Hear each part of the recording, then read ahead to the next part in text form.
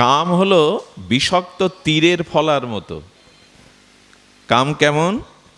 বিষাক্ত তীর যদি কারো বুকে বিধানো যায়, সে পাখি হোক, মানুষ হোক, জন্তু জানোয়ার, বিষাক্ত তীর, সে যন্ত্রণা পাবে না সুখ পাবে? তাই একটা তীর কোনো প্রাণী বা মানুষের বুকে যদি বিদ্ধ হয়, সে যন্ত্রণা কাতর হয়ে ছটফট করতে করতে মারা যায়। কাম হলো এরকম বিষাক্ত হাজারো তীর আমার বুকে বিধে আছে, আমি শান্তি কোথায় পাবো, স্বস্তি কোথায় পাবো?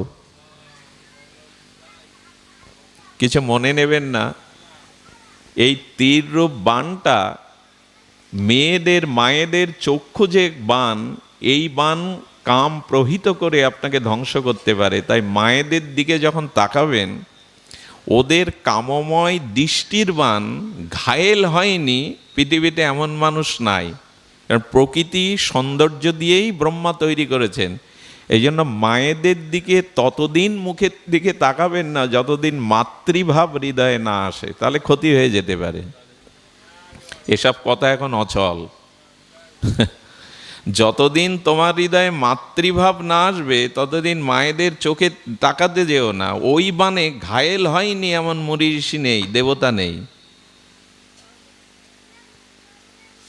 মায়েদের পায়ে আলতা দেওয়ার কারণ কি জানেন? লাল রং যেখানে, ওখানে দৃষ্টি তাড়াতাড়ি চলে যায়। লক্ষ্মণকে রাম বলছেন সীতা হারিয়েছে, আর ওখানে অনেকেই সুগ্রীব অলংকার দেখাচ্ছে। লক্ষ্মণ বলছে মা সীতার চরণের নূপুর ছাড়া তার হাতের কানের আমি চিনি না। একসাথে তাকে চেনে না? বলল সীতার মুখের দিকে লক্ষ্মণ কখনো তাকিয়ে কথা বলেনি, চরণের দিকে তাকায়, যেন নূপুরটা চেনে, হাতের কানের চেনে না। এসব গল্প আমাদের কাছে এখন আমরা মানতে পারি না। যতদিন মাতৃভাব না আসবে ততদিন একান্তে কোনো মায়ের সাথে ঘরে কথা বলবেন না, বাস করবেন না, এবং তাদের মুখের দিকে চাইবেন না। ওদের ওই বাণ, দেবরাজ ইন্দ্র এসছে গৌতমের যজ্ঞে, অহল্যার রূপ দেখে দেবরাজ ইন্দ্র কি না করে বসলো। দেবরাজ ইন্দ্রের রূপ ধরে তার সতীত্ব হরণ করে অভিশপ্ত হয়ে গেল। দেবতা ইন্দ্র পারিনি, আপনি আমি পারবো তাকিয়ে? আর মায়েদেরও উচিত, সতীকে জানেন, সীতামাকে দেবী অনুসয়া বলছে। অনুসয়াকে, অনুসয়া হলো অত্রি ঋষির স্ত্রী। অত্রি ঋষির, ইনি পার্বতীর থেকেও সতী বলা হয়েছে। পার্বতী তো সতী শিরোমণি, লক্ষ্মী পার্বতী, এদের থেকে জগতে শ্রেষ্ঠ অনুসয়া। সেই অনুসয়া দেবী সীতাকে বলেছিলেন সতী 4 প্রকার, মেয়েদের মধ্যে সতীত্ব 4 প্রকার। তো সর্বশ্রেষ্ঠ সতীকে বলেন যে যার দৃষ্টিতে পৃথিবীতে নিজের পতি ছাড়া আর কোনো পুরুষ নেই। নিজের পতি ছাড়া পৃথিবীতে আর কোনো পুরুষ নাই, এই যিনি ভাবে ইনি মহাসতী। আর সতীকে যিনি জানেন আমার পতি ছাড়াও পৃথিবীতে অন্য পুরুষ আছে, কিন্তু তার আমার ভাই ও পিতা, এরা সতী।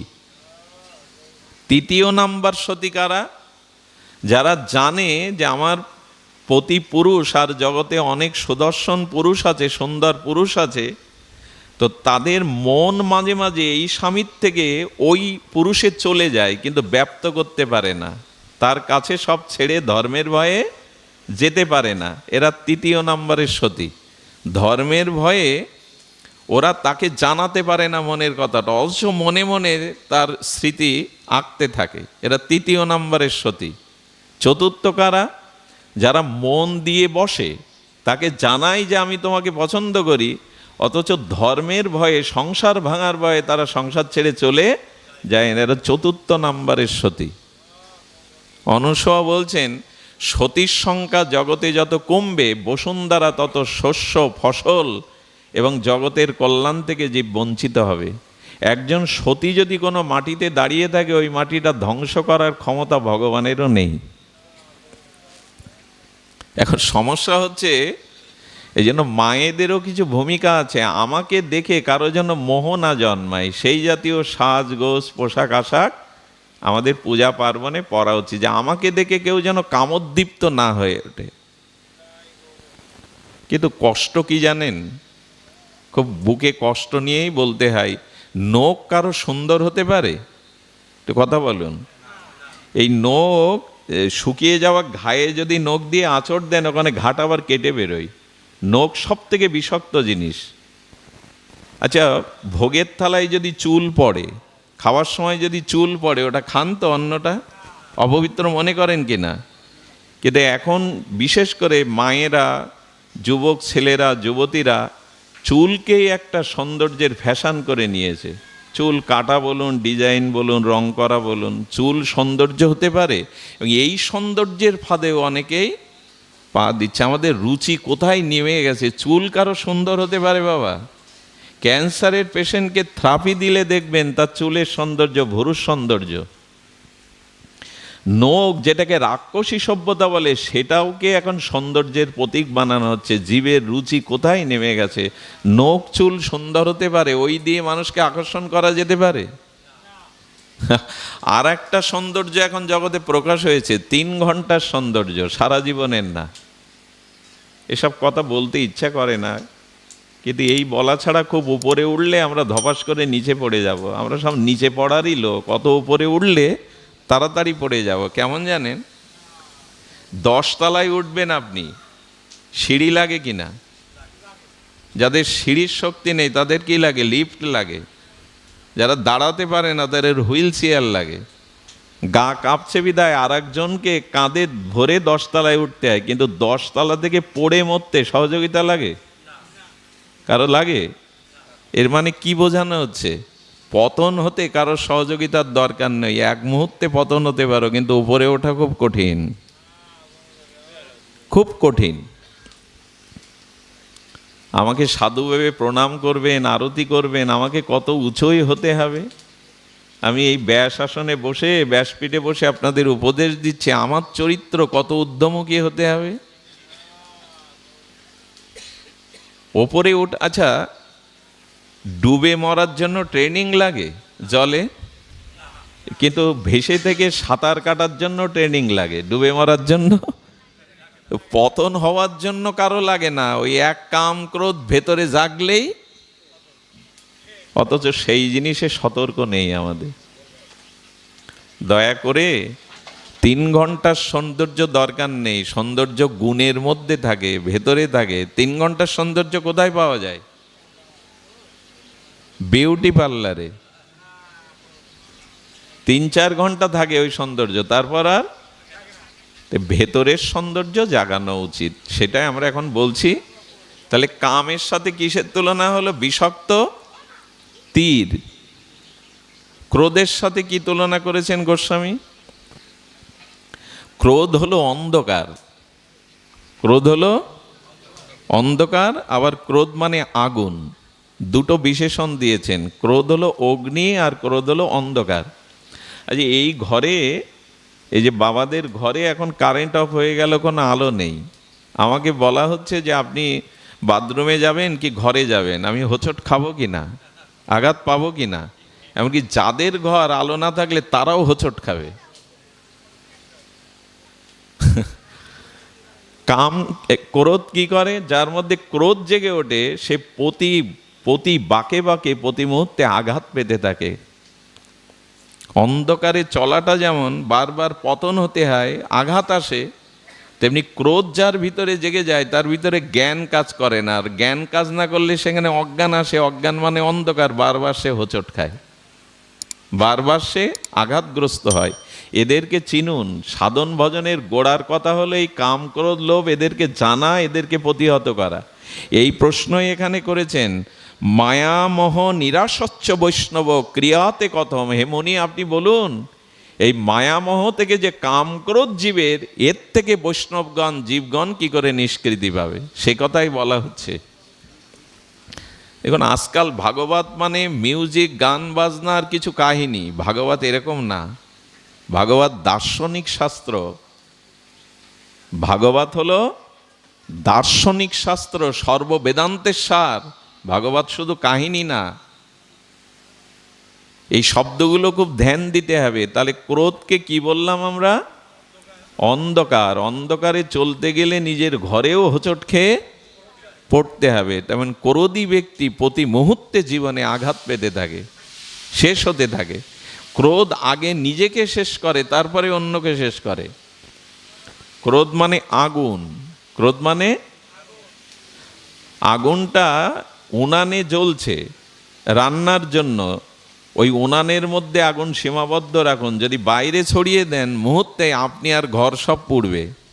ক্রোধ যদি আপনার নিয়ন্ত্রণ না থাকে, আপনি পুড়বেন আর আশেপাশে যারা আছে ওরাও পুড়বে। ক্রোধ হলো অন্ধকার। তা তো কাম ক্রোধ লোভ প্রবল খল। তুলসীদাস বলছে এরা খল এবং প্রবল শক্তিধারী। প্রবল শক্তিধারী। আচ্ছা, এবার বলি লোভ। লোভের স্বরূপ কি? লোভ কি করে? কামক্রোধ লোভ কি করে? অন্ধকার বললাম আমরা, আগুন বললাম ক্রোধকে, আর বিষাক্ত তীরের ফলা বললাম কামকে। লোভ কাকে বলা হয়? লোভ গলার ফাঁসি। হঠাৎ একজন ছেলে মনে করলো, আচ্ছা মানুষ গলায় দড়ি দেয় কি করে, একটু দেখি তো। দড়িটা দিতে গেছে কিন্তু মরতে চায়নি, কিভাবে পেস্টটা দেয়, যেই ফাঁস লেগে গেছে আরও ছাড়াতে। তেমনি লোভ একবার যদি পেয়ে বসে আপনার, লোভ হলো ফাঁসির ফাঁসের মতো। একবার গলা আটকে গেলে ওর থেকে আর, ওতেই তো ডুবে মরলাম আমরা, সব শেষ হয়ে গেল এই তিনটে জিনিস। সারা পৃথিবী এখন ধ্বংসের সম্মুখে। এই যে পৃথিবীতে লোকক্ষয় হচ্ছে, যুদ্ধ হচ্ছে, রক্তক্ষয় হচ্ছে, এর মূলে এই তিনটে জিনিস। যেখানে যত দ্বন্দ্ব, সংঘাত, ধ্বংস, তার মূলে লিখে নেন কাম ক্রোধ আর লোভ। অমুকের তেল আমার চাই, অমুকের রাজ্য আমার চাই। সাধু সমাজে বলুন, মানব সমাজে বলুন, পরিবারে বলুন, এই কাম ক্রোধ যেখানে আছে তাদের ধ্বংসের জন্য আর অন্যকে ডাকা লাগবে না। তো এই জন্য বলছেন বৈষ্ণব ক্রিয়াতে কথম। হে সুতমণি, আপনি বলুন এদের হাত থেকে জীব কি করে মুক্তি। এইবার মুক্তির কথা বলি। দোষের কথা তো ভালো লাগে না, গুণের কথাই বলতে হয়। কিন্তু অন্ধকার না হলে আবার আলোর প্রকাশ ঠিক ঠিক, অন্ধকারের পাশেই আলোকে রাখতে হয়, তাহলে আলোর মানানসই। তো আমরা অন্ধকারটা জানলাম, এবার আলো জানি। ওই মা ঘুমাচ্ছে, ডেকে দাও। জয় রাধে। ঘুমায় না, এখনই যদি ঘুমাও তো জাগবে কবে? একটু যদি এগিয়ে আসতে পারেন, পেছনে অনেক ভক্ত বসে কষ্ট হচ্ছে, একটু কৃপা করে। আর একটু অরুণদা, আপনারা একটু এগিয়ে আসুন। জয় শ্রী রাধে। এদের থেকে মুক্তির উপায় শুনুন, খুব মার্মিক কথা, ধ্যান দিয়ে শুনুন। আচ্ছা, তিনজন আর তিনজনকে আমরা সামনে রেখেছি, কাম ক্রোধ লোভ আর জ্ঞান ভক্তি বৈরাগ্য। তিনজন মারামারি করলে জিতবে কারা? এ দলে তিনজন, এ দলে তিনজন। কারা জিতবে? জিতবে যাদের শক্তি বেশি, নাকি? একটা জিনিস মাঝখানে রয়েছে, ধরুন সেই সমুদ্র মন্থন, আর তিনজন এদিকে তিনজন এদিকে। জিতবে কারা? যাদের গায়ে কৌশল বা শক্তি বেশি। শক্তির সাথে কৌশলও দরকার। এখন কাম ক্রোধ লোভ এরা শত্রু, আর মিত্র হলো জ্ঞান ভক্তি বৈরাগ্য। এদের সাথেই তো যুদ্ধ রাত দিন চলছে। কুরুক্ষেত্রের যুদ্ধ থেমেছে? ধর্ম অধর্মের যুদ্ধ থেমেছে? সৎ অসতের যুদ্ধ থেমেছে? এই যুদ্ধে জয়ী হবে কারা? যাদের বল বেশি। ওই যে দুই পক্ষ তো বল বেশি, কিন্তু শাস্ত্র বলছে কাম ক্রোধও যেমন বল আমরা জানলাম, প্রবল, শুধু বল না, মুনি ঋষিকেও। এই জন্য এদের শত্রুকে যারা ক্ষুদ্রভাবে, এরা শত্রুর দ্বারা শেষ হয়। শত্রুকে কখনো দুর্বল ভাবতে নেই।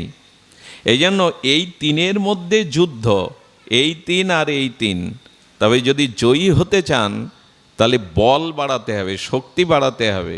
এখন কাম ক্রোধ লোভের শক্তি যদি অধিক থাকে আর জ্ঞান বিবেক বৈরাগ্যের শক্তি আপনার মধ্যে যদি কম থাকে, কারা জিতবে? শক্তি দুর্বল যার মধ্যে, কারণ অনেক সময় রোগ হলে কি হয়, দেহে বল থাকে, বল ছিল কিন্তু রোগ এসে সে বল হরণ করে জীবনী শক্তি নষ্ট হয়ে গেছে। দেখেন জ্ঞান বিবেক বৈরাগ্য, মনে আছে তো ভাগবতে ভক্তি কাঁদছিলেন বৃন্দাবনে, শুনেছেন না এসব ভাগবত সপ্তাহে? ভক্তি কাঁদছেন, ভক্তি কাঁদবে কেন? ভক্তি তো আনন্দময়।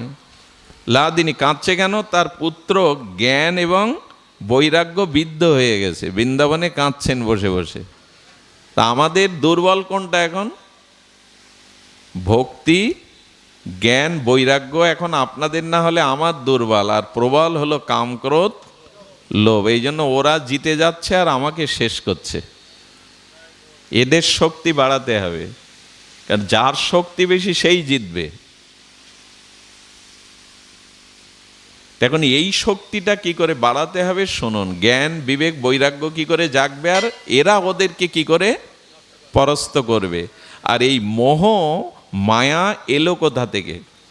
এত দার্শনিক কথা না, মানে হৃদয়ে লিখে রাখি। দেখুন এই লোহাটা, এতে আগুন আছে কি, এই লোহার শলাকাটা, কিন্তু একে 1 ঘন্টা 2 ঘন্টা জ্বলন্ত অগ্নির মধ্যে তদাত্ম করেন, রেখে দিন, তারপরে তুলুন। এর মধ্যে কি প্রবেশ করবে? ছিল কি আগে? আচ্ছা, জলের ধর্ম কি? শীতলতা। জল হলো শীতল, কিন্তু জলকে তপ্ত কড়াইতে পাত্রে অনেকক্ষণ আগুন দিয়ে বা গ্যাস দিয়ে ফোটালেন, জল শীতল হলো কি? তাপ ওর মধ্যে চলে গেল, তখন ওই জলটাই কারো গায়ে দিলে পুড়ে মরবে, আগুনের কাজ করবে। অথচ জলের ধর্ম শীতলতা। খুব ধ্যান দিন। তেমনি আমাদের এই শরীরটা হলো জড়, শরীরটা হলো জড়, আর আত্মা হলো চিন্ময়। এতে আগুন ছিল না, আগুনে প্রবেশ করানোর পরে ধীরে ধীরে এর মধ্যে আগুন প্রবেশ করেছে।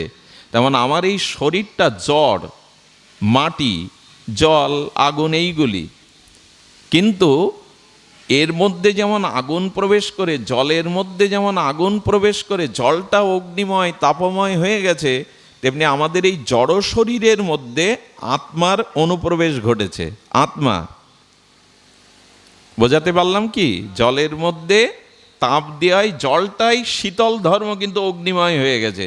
তেমন আমাদের শরীরটা জড়, জড় মানে চেতনা নেই, এর মধ্যে আত্মার প্রবেশ ঘটেছে।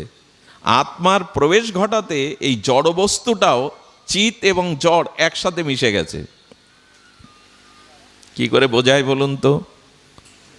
এই দেহ এবং আত্মা এই দুটি তো, দেহটা জড় আর আত্মা চেতন চিত।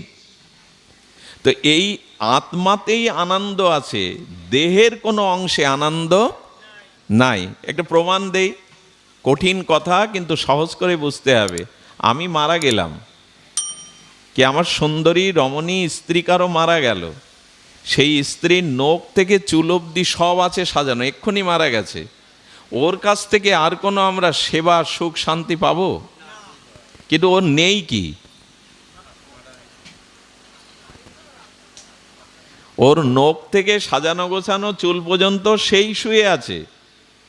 এখন কোনো স্বামীকে যদি বলা হয় ওর নখ থেকে চুল অবধি ও সেই তোমার স্ত্রী, আজকের রাতটাকে 1-2 দিন তুমি তোমার ঘরে তোমার শয্যায় ওকে রাখো,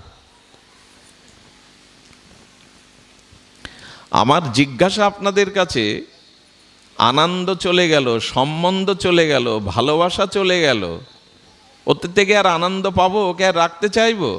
তাহলে দেহ আনন্দ, আনন্দটা দেহে আছে না আত্মাতে আছে? কিন্তু আনন্দ খুঁজছি আমরা কোথায়? ভুলটা আমাদের, অভিশাপটা আমাদের এইখানেই। যদি বলেন দেহে আনন্দ নাই, আছে, এর মধ্যে আগুন নাই, কিন্তু এর মধ্যে ঢুকলে কেন? আগুনের মধ্যে রাখা হয়েছিল তাই।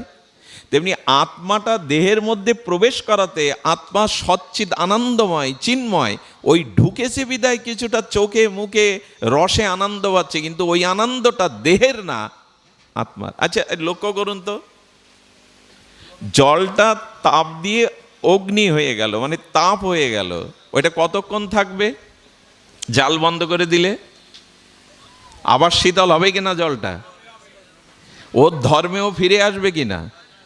আগুনটা থেকে তুলে নিলেন, আগুন আর জলকে আর তাপ দিচ্ছেন না, আগুন বন্ধ করে দিলেন, জলটা আবার শীতলতায় ফিরে আসবে কিনা? লোহাটা রেখে দিলেন, ওর মধ্যে যে আগুন ঢুকেছিল 5 ঘন্টা পরে 4 ঘন্টা পরে এটা আবার পূর্বের ধর্মে ফিরে আসবে কিনা? ঠিক তদুপরি আমাদের মধ্যে আত্মা আছে, তাই আনন্দটা কিঞ্চিত দেহের মধ্যে প্রবেশ করেছে, কিন্তু দেহেতে আনন্দ নাই, সেটা আত্মা চলে গেলে আমরা বুঝি। তখন আর কেউ কারো প্রিয় থাকে না, তাকে পুড়িয়ে দেওয়ার ব্যবস্থা করি তাড়াতাড়ি।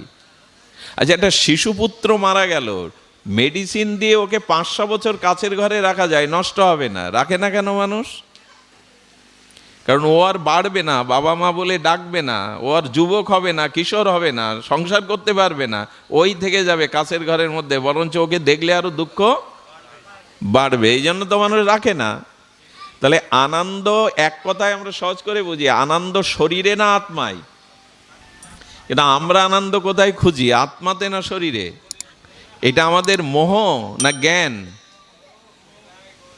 এইখানেই কুড়াল মারুন।